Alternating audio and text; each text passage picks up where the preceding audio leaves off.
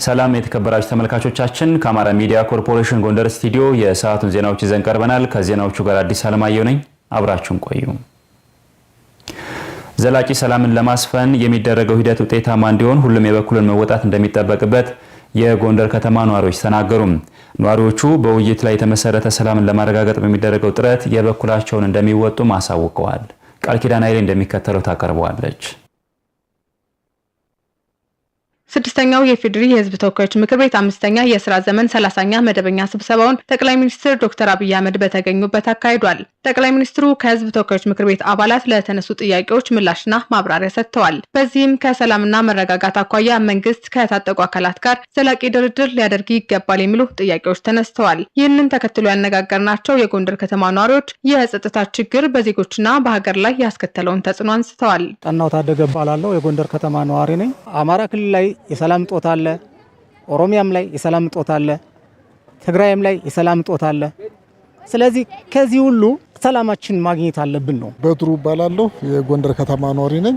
ሰላም ለማንም አስፈላጊ እንደሆነ በተለይ ለኛ ከጦርነት ጋር ከሁከት ከእርስ በርስ ግጭት ጋር ለሰፊ ጊዜ ያሳለፍን ስለሆነ የሚያመጣውን ጉዳት በቤተሰቦቻችንም በልማትም በቱሪዝም ዘርፍም ጎንደር በቱሪዝም ይታወቅ ነበርና ሰላም ባለመኖሩ ምክንያት ከቱሪዝም ከተማይቱ ወይም ደግሞ ዞናችን ያገኘ የነበረው ነገር አለመኖር፣ ባለን እርስ በርስ ግጭት የታመመ መጠየቅ አለመቻል፣ ከቦታ ቦታ መንቀሳቀስ አለመቻል፣ እነዚህ ሁሉ አሁን ያለንበትና ያሳለፍናቸው 2 እና 3 ዓመታት በዚህ መንገድ ስለሆነ ያሳለፍነ ከጦርነት ምንም ጥቅም የለም። ከዚህ ችግር ለመውጣት መንግስት ዘላቂ ሰላምን መገንባት ይገባዋል ያሉ ሲሆን ታጥቀው የሚንቀሳቀሱ አካላትም ሰላምን ማስቀደምና ችግሮችን በውይይት መፍታት አለባቸውም ነው ያሉት። ዶክተር ቴዎድሮስ ዘውዱ እባላለሁ። እዚህ ጎንደር ነው የምኖረው። የጎንደር ዩኒቨርሲቲ መምህር ነኝ። ወደ ዘላቂ ሰላም የሚያስመጣ አንዱ ይኸው እንግዲህ የምክክር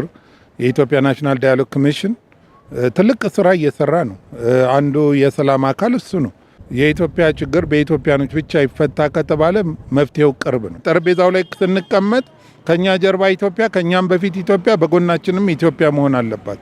አሁን በትግራይና በአማራ አካባቢ ያለው እንዲሁም በመላው ኢትዮጵያ ያለው የተፈጠረው ግጭቶች በሰላምና በውይይት በምክክር ኮሚሽኑ ጋር በመተባበር ሊፈቱ ይችላሉ የሚል እምነት አለኝ።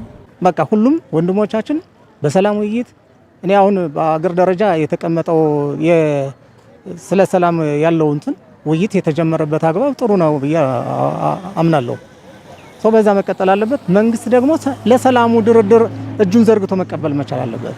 ለሰላም ሲባል መንግስትም እንዲሁም ደግሞ ቲፒኤልኤፍ ሰላም ፈጥረው ካሁን በፊት በነበረው ስምምነት ቀጥለው ሀገራችን ወደ አንድ እንድትመጣ ነው የምንፈልገው። አይተናል። ካሉት ግጭቶች ብዙ ነገር ተምረናል። ስለዚህ መጪው ጊዜ ደግሞ ለልጆቻችን ምቹ እንዲሆን ልዩነታችን እያጠበብን እየተነጋገርን ሰፊ ልዩነት የለንም። መቀመጥ መነጋገር ስላልቻልን እንጂ ይህን ያህል የጎላና አስበሳችን ሊያጣፋ የሚችል ልዩነት የለንም፣ ይታወቃል። ነገር ግን ተረጋግተን በሰከነ መንገድ መነጋገር ስላልቻልን ነው። ችግሮች ሊኖሩ ይችላሉ። ከመንግስት ችግር ሊኖር ይችላል። ተቃዋሚ ነኝ ከሚል ኃይልም ችግር ሊኖር ይችላል። ነገር ግን ከግጭት ምንም የሚገኝ ነገር ስለሌለ ልዩነታችን በመቻቻል በመተሳሰብ በመመካከር መፍታት ባህላችንም ነው። ልናሳድገውም ወደፊት ልናስቀጥለውም ይገባል። ነዋሪዎቹ ሰላም ለሀገር ያለውን አበርክቶ ያነሱ ሲሆን ሰላም የጋራ ስራን ይጠይቃል ብለዋል። ሰላም ለአንድ ሀገር ብቻ አይደለም፣ በግለሰብም ደረጃ ሰላም የሌለው ሰው ኑሮ በሙሉ የተዛባ ነው የሚሆነው። ሰላም ወሳኝ የሆነ እሴት ነው። ይሄ ደግሞ ሰላም የተባለው ነገር እንዲሁ ዝም ብሎ ከሰማይ ዱብ ብሎ የሚወርድ ነገር አይደለም። ስራ ይፈልጋል። ያ ስራ በትጋት ቅንነት ያስፈልገዋል። ሰላም የቅንነት እንዳውም ሀይቋ የሰላም ሀይቅ ወይም ምንጭ ምንድነው ከተባለ ቅንነት ነው።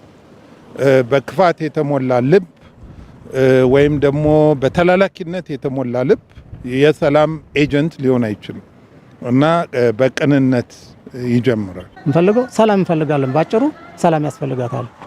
ኢትዮጵያ ሀገራችን ሰላም ያስፈልጋታል ነው። ስለ ሰላም ሁሉም ያገባዋል። በዚህ ሰላም አስፈላጊ አንገብጋቢ ሁኔታ ሰላም ነው። ልማቷ የተረጋገጠና ሰላማዊ ሀገርን ለመጪ ትውልድ ለማስተላለፍ ዛሬ መስራት ያስፈልጋል ሲሉ ነዋሪዎቹ አስተያየታቸውን ሰጥተዋል። ገዢው ፓርቲ በሰባተኛው ጠቅላላ ምርጫ ከህዝብ የተሰጠውን አደራ በአግባቡ በመወጣት ልማትና ሰላምን እንዲያረጋግጥ የጎንደር ከተማ ነዋሪዎች ጠየቁም።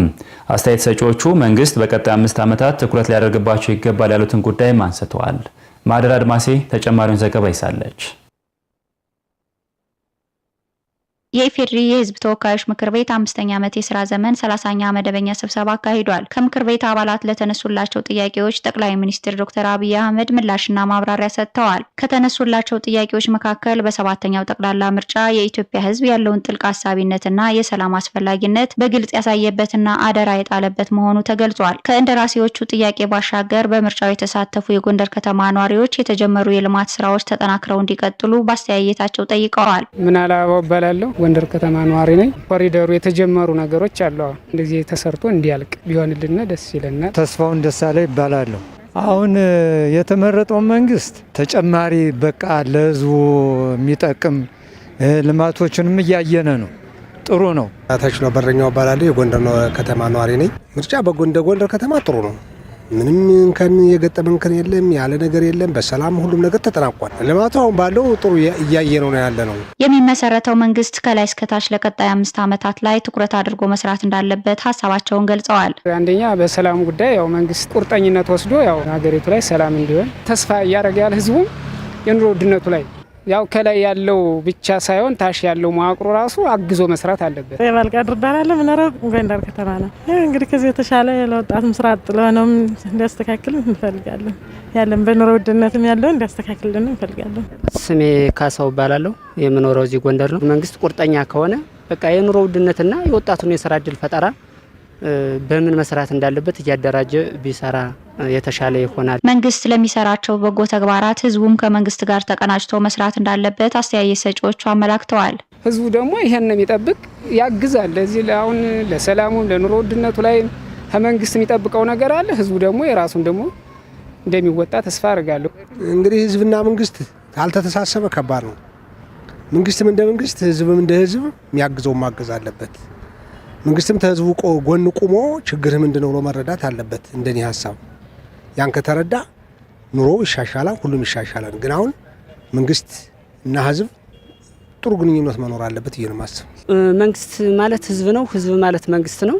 ግን ሁለቱ በየተወያየ በመድረክም በተለያየ ነገር ሐሳብ ችግር ካለ ችግሩን እየተወያየ የመንግስት ያለበትን ችግር እየቀረፈ ህዝብም ደግሞ መንግስት የሚለው ነገር እየሰማ በዛ ልክ ቢሄድ የተሻለ የሚሆን ይመስለኛል። ሀገር በሰላም እንድትቀጥል ሁሉም የድርሻውን እንዲወጣ አስተያየት ሰጪዎቹ ጠቁመዋል። ኢኮኖሚያዊ ጠቀሜታ ያላቸውን አትክልትና ፍራፍሬ ችግኞችን እየተከለ መሆኑን የጎንደር ከተማ አስተዳደር ገለጸ። ከተማ አስተዳደሩ የ2018 ዓ.ም የአረንጓዴ አሻራ መርሃ ግብርን በአዘዘው ጠዳ ክፍለ ከተማ ተስፋን እንትከል በሚል መሪ ሀሳብ አካሂዷል። አፈወርቅ ደሴ እንደሚከተል ያቀርበዋል።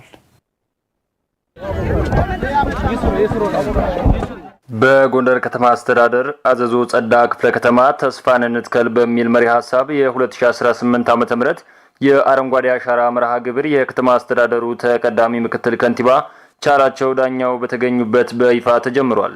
የሚተከሉ ችግኞች ለማህበረሰቡ ጥቅም የሚሰጡ አትክልትና ፍራፍሬዎች ላይ ትኩረት እንደተደረገም ተቀዳሚ ምክትል ከንቲባው ገልጸዋል።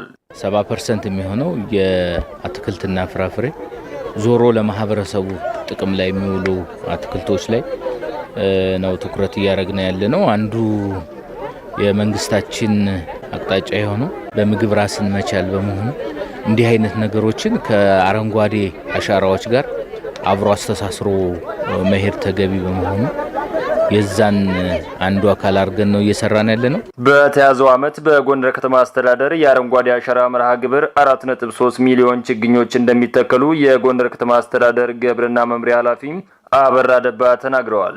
በማስጀመሪያ መርሃ ግብሩም በ3 ሄክታር መሬት ላይ 30 ሺህ የሚደርሱ እንደ ዋንዛ፣ አቮካዶና ቡና ያሉ አትክልትና ፍራፍሬዎች መተከላቸውንም አንስተዋል። በዋናነት ከመጀመሪያው ከታህሳስ ጀምሮ ችግኝ ጣቢያዎች ዝግጅት የምን አይነት ችግኞች እዚህ አካባቢ እንደሚሆኑ ጨምረን የችግኝ ፍራፍሬዎችን በተለያዩ በገበያም በጫካም ለቅመን ችግኝ ጣቢያ ላይ በትክክለኛው በጀት ተበጅቶለት ስናፈላ ቆይተናል። ለምሳሌ አቮካዶ፣ ቡና፣ ፓፓያ፣ ዘይቱን የመሳሰሉትን እዛው ሳሉ ስራ ዕድል የሚፈጥሩ አለፍ ሲሉ ደግሞ ለጤንነት የሚጠቅሙ ስለሆኑ በእነዚህ ፍራፍሬዎች ላይ ፎከስ አድርገን በዚህ ዓመት 4.3 ሚሊዮን ችግኝ የቅዳችን 95% ጸድቆልን እሱን ለመትከል ነው። በችግኝ ተከላው ላይ የተሳተፉ የጎንደር ከተማ ነዋሪዎች በተደጋጋሚ ለዓመታት ችግኝ መትከላቸውንና በአረንጓዴ አሻራ መርሃ ግብሩ ደስተኛ መሆናቸውን ገልጸዋል። የተተከሉ ችግኞችን ለመንከባከብ አስፈላጊውን ሁሉ እንደሚያደርጉም ነዋሪዎቹ ጠቅሰዋል። ሽመልሰው መኩሪያ እባላለሁ። የ4 ዓመት 5 ዓመት ነው ችግኝ ተከላ ላይ ስሳተፍ በተለያዩ ቦታዎች ላይ የሚጸድቁ ቦታዎች ላይ ባለፈው ዓመት የተከልናቸውን በየጊዜው ቸክ እያደረግን እየሄድን እናያለን። የጸደቁት አሉ። አሁን የምንተክላቸውን ቦታዎች አንደኛ ፍራፍሬ ነው አሁን የተከልኩ ያለሁት ነው። እነዚህን ደግሞ የማየት በቅርብ ነው እንደው ምልክት እያደረግንባቸው ነው። አሁን በቀጣይም እየተመላለስን ለማየት በጣም ደስ የሚል ነው። ማህበረሰቡም ላይ ያለው ደያዩ ይባላለሁ። በእኛ አካባቢም እንደገና ባዘዞም ልዩ ስሙ በአርባት እንስሳ አካባቢም እንደዚሁ ችግኝ እንተክላለን፣ እንንከባከባለን። የተተከሉ ችግኞችን በእንስሳት እንዳይበሉ እንዳይረጋገጡ እንክብካቤ ለማድረግ ቁርጠኛ ነኝ። ባለፉት ዓመታት በተተከሉ ችግኞች የተራቆቱ ቦታዎች ማገገማቸውን የጠቀሰው የጎንደር ከተማ አስተዳደር ግብርና መምሪያ አሁን እየተተከሉ ያሉ ችግኞችም አካባቢውን አረንጓዴ ከማልበስ ባሻገር የኢኮኖሚያዊ ጠቀሜታ ያላቸው መሆኑንም ጠቅሷል። የተከበራችሁ ተመልካቾቻችን ከአማራ ሚዲያ ኮርፖሬሽን ጎንደር ስቱዲዮ የሰዓቱ ዜናዎቻችን የተከታተላችኋቸውን ይመስሉ ነበር። ከዜናዎቹ ጋር አዲስ አለማየሁ ነበርኩ። ጤና ይስጥልኝ። Thank you.